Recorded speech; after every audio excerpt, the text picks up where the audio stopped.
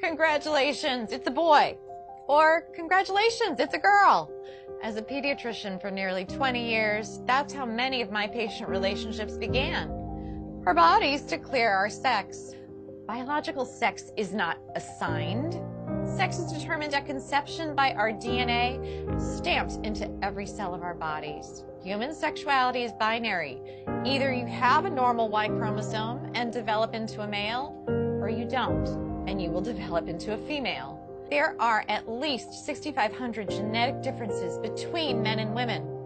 Hormones and surgery cannot and do not change this. Look, an identity is not biological, it is psychological.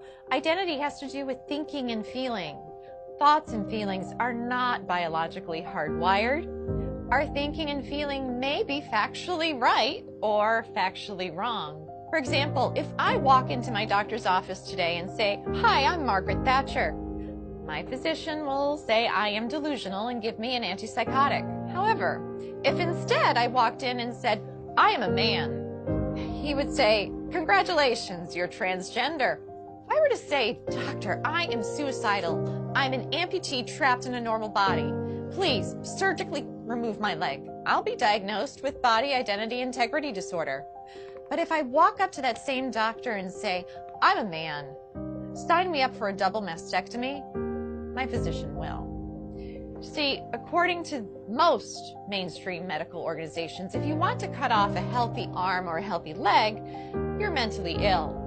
But if you want to cut off healthy breasts or a penis, you're transgender. Let's be clear, no one is born transgender.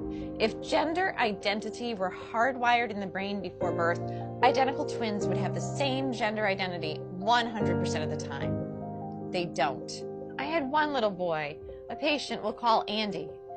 Between the ages of 3 and 5, he increasingly played with girls and stereotypical girl toys and started saying he was a girl. I referred the parents and Andy to a therapist. Sometimes mental illness of a parent or abuse of the child are factors. But more commonly, the child has misperceived family dynamics and internalized a false belief. In the middle of one session, Andy put down the toy truck and held on to the Barbie and said, "Mommy and Daddy, you don't love me when I'm a boy." What the therapist learned is that when Andy was 3, his sister with special needs was born. She required significantly more of his parents' care and attention. Andy misperceived this as, "Mommy and Daddy love girls. If I want them to love me again, I have to be a girl."